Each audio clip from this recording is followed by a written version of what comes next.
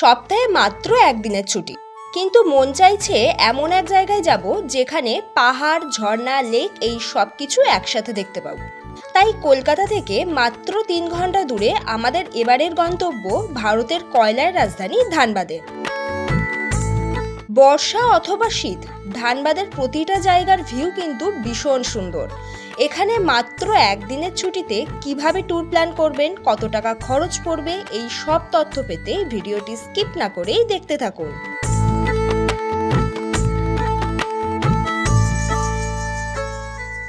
Hello everyone, এখন ঘড়িতে বাজে সকাল 5:30। আমরা চলে এসেছি হাওড়া স্টেশন। গন্তব্য এবারে এমন একটি জায়গা যেখানে গেলে আপনারা পাহাড়, ঝর্ণা, লেক এই একসাথে দেখতে পাবেন, তাও আবার একদিনের ছুটিতেই। তাই এই ভিডিওটিকে স্কিপ করে দেখবেন না, সমস্ত ইনফরমেশন পাবেন। ভিডিওটি যারা দেখছেন চ্যানেলটি সাবস্ক্রাইব করতে ভুলবেন না। চলুন আমাদের ট্রেনটা কত নম্বর প্ল্যাটফর্মে দিল আপনাদেরকে বলে দেই। আর এবারে কিন্তু আমাদের ট্রেন রয়েছে সকাল 6:05 শতাব্দী এক্সপ্রেস। আমাদের ট্রেন দিয়েছে 11 নম্বর প্ল্যাটফর্মে। ট্রেনের নাম্বার হলো 12019 হাওড়া রাঁচি শতাব্দী এক্সপ্রেস, যার হাওড়া থেকে ছাড়ার সময় হলো সকাল 6:05। মাত্র 3 ঘন্টা জার্নির পর এই ট্রেনটি ধানবাদ পৌঁছাবে সকাল 9:23। এই ট্রেনে সিসির ভাড়া জনপ্রতি 650 টাকা, ইসির ভাড়া 1270 টাকা। আমাদের কোচ নাম্বার ছিল C4। ধানবাদ পৌঁছানোর জন্য এই ট্রেনটি ছাড়াও হাওড়া থেকে সকাল 6:45 বন্দে ভারত এক্সপ্রেস আর সকাল 6:15 ব্ল্যাক ডায়মন্ড এক্সপ্রেস রয়েছে। তবে আমাদের মতো একদিনে ট্রিপ করতে চাইলে শতাব্দী আর বন্দে ভারত এক্সপ্রেস এই দুটি ট্রেন থেকেই আপনাদেরকে টিকিট কাটতে হবে, কারণ এই দুটি ট্রেনই সকাল সকাল আপনাদেরকে ধানবাদ পৌঁছে দেবে।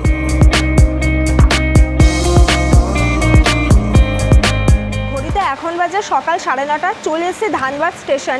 ধানবাদে আসা মাত্র শুরু হয়েছে বৃষ্টি। বর্ষার সিজনে এসছে, বৃষ্টি তো হবেই। আমাদের ট্রেন দিয়েছিল 5 নম্বর প্ল্যাটফর্মে। তো এখন আমরা ওভারব্রিজের ওখানে আছি, এখান দিয়ে 1 নম্বর প্ল্যাটফর্মে যাব। ওখান থেকে আমরা বাইরে বেরোবো, স্টেশনের বাইরে। চলুন যাওয়া যাক।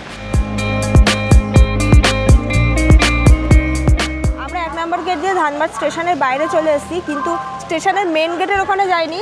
আরেকটা গেট রয়েছে সেখানে এসেছি। মেন গেটের ওখানে মেন টোটোগুলো দাঁড়িয়ে থাকে আর কি। প্রচণ্ড বৃষ্টির কারণে আমরা মেন গেটের দিকে যেতে পারিনি। তো এখন আমরা যে গেটের এখানে এসেছি, এখানেও অনেক অটো এগুলো রয়েছে।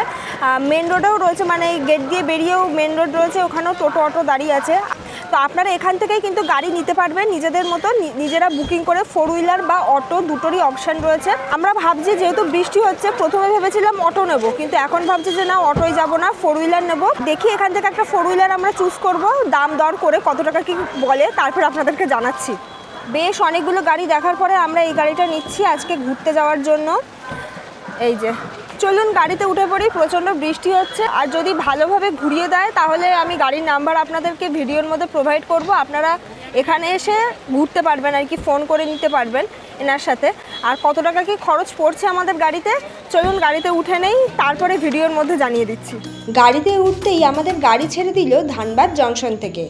এখন আমরা ধানবাদ জংশনের মেন গেটের বাইরে যে গাড়ি স্ট্যান্ডটি আপনাদেরকে বলছিলাম, সেই গাড়ি স্ট্যান্ডের সামনে দিয়ে যাচ্ছি। এই গাড়ি স্ট্যান্ডটি কিন্তু বেশ বড়, আর এখানে দেখুন কত গাড়ি রয়েছে। 4 হুইলার, টোটো, অটো সব রকম গাড়ি রয়েছে। আর ম্যাক্সিমাম ট্যুরিস্ট যারা ধানবাদ ঘুরতে আসে তারা কিন্তু এই গাড়ি স্ট্যান্ড থেকেই গাড়ি বুকিং করে। আমরা যেখান থেকে গাড়িটা ধরলাম আর কি, মানে গাড়িতে উঠলাম, ওটা হলো 1 নম্বর প্ল্যাটফর্মের একদম ফার্স্টের দিকে যে গেটটা আছে ওই গেটটা দিয়ে। ওখানেও আপনারা কিন্তু গাড়ি পেয়ে যাবেন আমাদের মতোই, আমরা যেমন ওখান থেকে পেয়েছি। তো আজকে আমাদের প্রথম স্পট কিন্তু তোপচাঁচি লেক। তো স্টেশন থেকে মোটামুটি ওই 40 থেকে 42 কিলোমিটার মতো কিন্তু ডিস্ট্যান্স আছে। তো আমরা এখন যাচ্ছি তোপচাঁচি লেক। চলুন তাহলে যাওয়া যাক।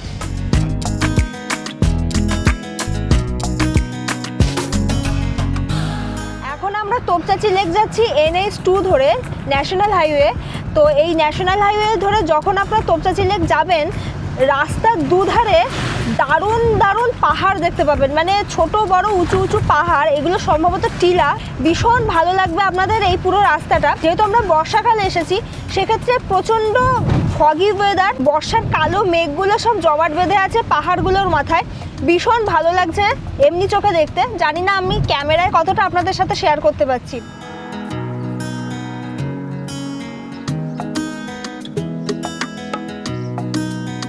আমরা তোপচাঁচি লেকের অনেকটা কাছে চলে এসেছি, আর 4 হুইলার পার্কিংয়ের জন্য এখানে 100 টাকা করে নিচ্ছে। আগে এটা 50 টাকা করে ছিল, মানে এর আগের বার আমরা যখন এসেছিলাম প্রায় 3-4 বছর আগে, অনেকটা টাকা বেড়ে গেছে। আর 2 হুইলার পার্কিংয়ের জন্য 30 টাকা কি 50 টাকা এরকম সামথিং দেখলাম। এখন যে রাস্তাটা দিয়ে আমরা যাচ্ছি, রাস্তাটা অসম্ভব সুন্দর, দুদিকে গাছ, আর এখানে কিন্তু অনেক মুভির শুটিংও হয়েছে। আর এই রাস্তাতেই কিন্তু পড়বে উত্তম কুমারের বাড়ি। তবে আমরা দেখলাম যে বাড়িটির গেট বন্ধ রয়েছে। তোপচাঁচি লেক ঘুরে যখন আমরা আবার রিটার্ন করব, তখন দেখবো যে যদি ওপেন থাকে আপনাদের সাথে শেয়ার করে নেব।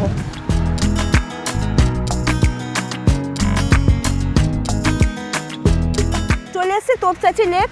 এই যে আমাদের গাড়িটা এখন পার্কিংয়ে রয়েছে, এটা পার্কিংয়ে দাঁড়িয়ে আছি আমি। আর এদিকে অনেক দোকান রয়েছে টুকটাক খাওয়া দাওয়ার জন্য আর কি। আর এই হলো লেকের মেন ভিউ। লেকে কিন্তু এখন বেশ জল আছে, তার কারণ হলো যেহেতু বর্ষা শুরু হয়েছে, বর্ষা ভরা বর্ষায় আমরা এখানে এসেছি। আর এখান থেকে কিন্তু পরেশনাথের পাহাড় দেখা যায়। লেকের জলের উপর একটা হালকা ঢেউ খেলছে, কারণ বেশ হাওয়া চলছে।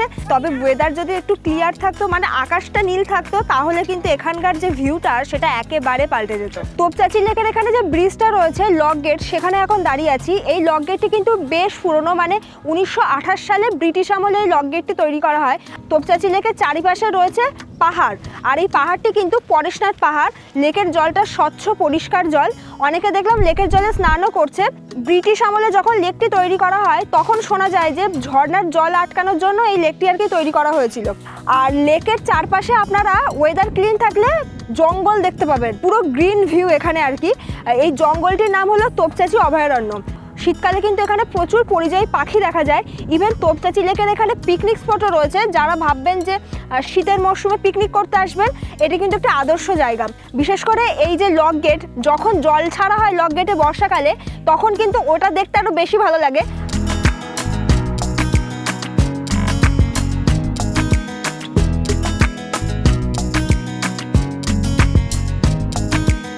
আমরা কিন্তু আমাদের গাড়িটা যেখানে পার্কিংয়ে আছে সেখানে কিন্তু অলমোস্ট চলে এসেছি। আর এর পাশে আছে এরকম একটা মন্দির, এটা হনুমানজির মন্দির। এটাও কিন্তু আপনারা ঘুরে দেখে নিতে পারেন। তবে একটা জিনিস, যেটা এই তোপচাঁচি লেক চাইলে কিন্তু এখানে কিছু বোটিংয়েরও ব্যবস্থা করতে পারে গভর্নমেন্ট থেকে, তাহলে কিন্তু বেশ ভালোই লাগে। সামনেই আছে আমাদের গাড়ি, চলো।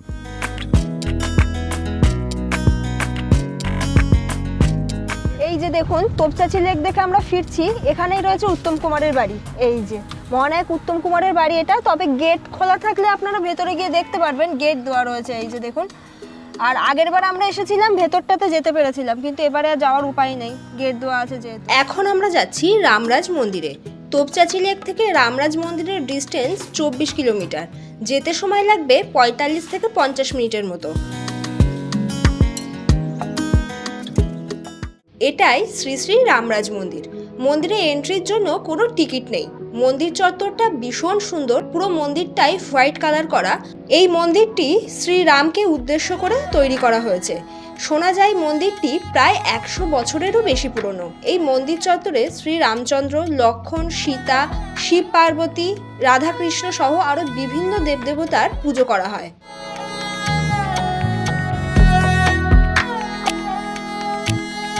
রামরাজ মন্দির দেখে কিন্তু বাইরে চলে এলাম। আর এখানে এসে দেখলাম এখানে প্রচুর খাবারের দোকান আর পুজো দেওয়ার ডালার দোকান, এগুলো দেখতে পাচ্ছি এখানে প্রচুর আছে। আপনি এখান থেকে পুজোর ডালা কিনে তবে মন্দিরে কিন্তু প্রবেশ করতে পারবেন। এই যে মন্দিরের ঢোকার গেটের মুখে কিন্তু এই যে সুলভ শৌচালয়। তো চলুন, আমাদের গাড়ি যেখানে পার্কিংয়ে আছে অলমোস্ট চলে এসেছি। তো এখন আবার আমরা কিন্তু গাড়িতে উঠে পড়লাম, আর গাড়ি চলতেও শুরু করে দিয়েছে। তো এখন কিন্তু যাচ্ছি আমরা ভাটিন্ডা ওয়াটারফলস দেখতে। চলুন তাহলে। রামরাজ মন্দির থেকে ভাটিন্ডা ওয়াটারফলসের ডিস্টেন্স প্রায় 19 কিলোমিটার। যেতে সময় লাগবে 50 মিনিটের মতো।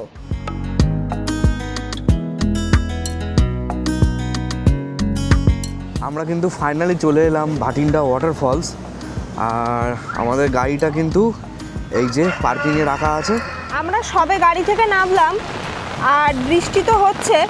আর এই পার্কিং থেকেই কিন্তু ফলসটিকে দেখা যায়। ফলসের ওখানে কিন্তু অনেক লোকজন রয়েছে। এই দেখুন ফলসটিকে কীরকম দেখতে লাগছে, ভীষণ ভয়ঙ্কর লাগছে। আমরা ফলসের ওখানে যাব, তবে ফলসের ওখানে যাওয়ার আগেই এখানে একটি শিব মন্দির রয়েছে। মন্দিরটা ঘুরে দেখে নেবেন। আমি আপনাদের সাথে শেয়ার করতে পারছি না, কারণ ভেতরটা প্রচণ্ড অন্ধকার। আর এখানে কিন্তু পুজো হয়, প্রতিদিন পুজো হয়। আর ভাটিন্ডা ওয়াটারফলসের পাশেই একটা ছোট পার্কও আপনারা পাবেন। এই যে পার্কের সিঁড়ি নেমে গেছে নিচে, আকাশ যাচ্ছে ওইদিকে। আমরা যদিও পার্কের দিকে যাব না, পার্কের মধ্যে। আর এটাই কিন্তু কার পার্কিং। মন্দিরের পাশ দিয়ে ছিল ফলসে যাওয়ার রাস্তা, কিন্তু এই রাস্তাটা বেশ ঢালু আর পাথরের, আর প্রচণ্ড বৃষ্টির কারণে পুরো রাস্তাটাই ভীষণ স্লিপ হয়েছিল। চলে এসেছি ভাটিন্ডা ওয়াটারফলস। ভীষণ সুন্দর দেখতে, তবে বর্ষায় কিন্তু ভয়ঙ্কর রূপ ধারণ করেছে। এই ফলসে সারা বছর আপনারা জল পাবেন।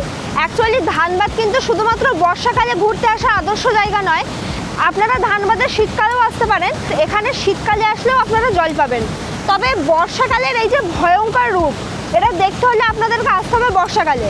কি ভয়ঙ্কর লাগছে দেখুন ফলসটিকে। যিনি ড্রাইভার দাদা রয়েছেন উনি আমাদেরকে বারবার বলেছেন যে আমরা যেন ফলসের কাছে না যাই, কারণ এই ফলসের এখানে যাওয়ার আগে যে রাস্তাটা আছে অনেকটাই ঢালু আর বেশ স্লিপ, তো যে কোনো মুহূর্তে বিপদ ঘটতে পারে।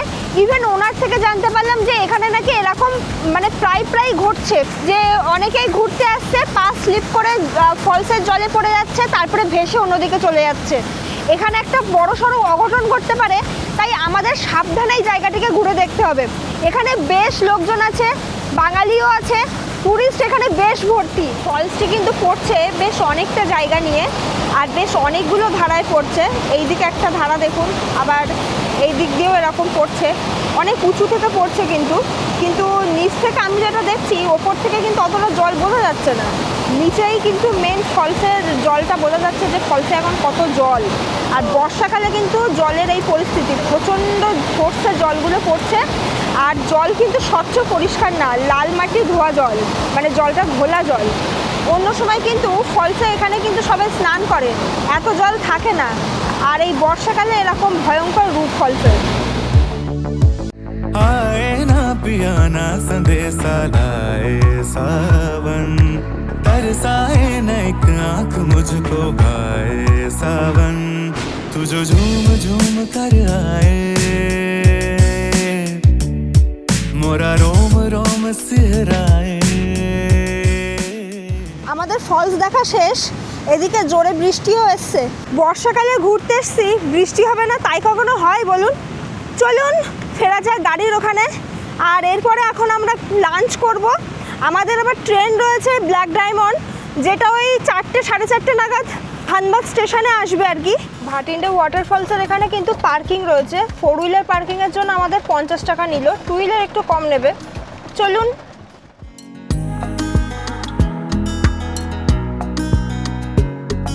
এখন বাজে দুপুর 2:30।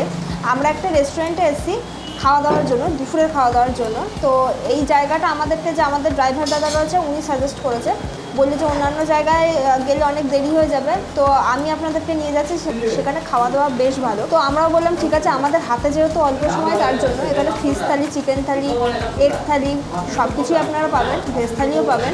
আমরা ফিশ থালি নিয়েছি, এখানে ফিশ রয়েছে, 2 পিস মাছ দিয়েছে আর মাছের ঝাল, ডাল, ভাত, তরকারি, পাঁপড় ভাজা, আলুর চোখা, পেঁয়াজ রয়েছে, আর এখানে আলু ভাজাও রয়েছে। 2 পিস মাছ 60 টাকা নিয়েছে, মাছের এই ঝালটা। যে ভেজ থালিটা দিয়েছে তার দাম 50 টাকা পড়েছে, রিজনেবল প্রাইসের মধ্যে। চলুন খাওয়া দাওয়া শুরু করি। লাঞ্চ কমপ্লিট, এখন আমরা ফিরছি আবার এখানে। তো আমাদের গাড়িটা এখানে দাঁড়িয়ে আছে, আর আমরা কিন্তু এই দাদার সাথে ঘুরলাম। এই যে দাদা কিন্তু খুব ভালো করে আমাদেরকে ঘুরিয়ে দিয়েছে।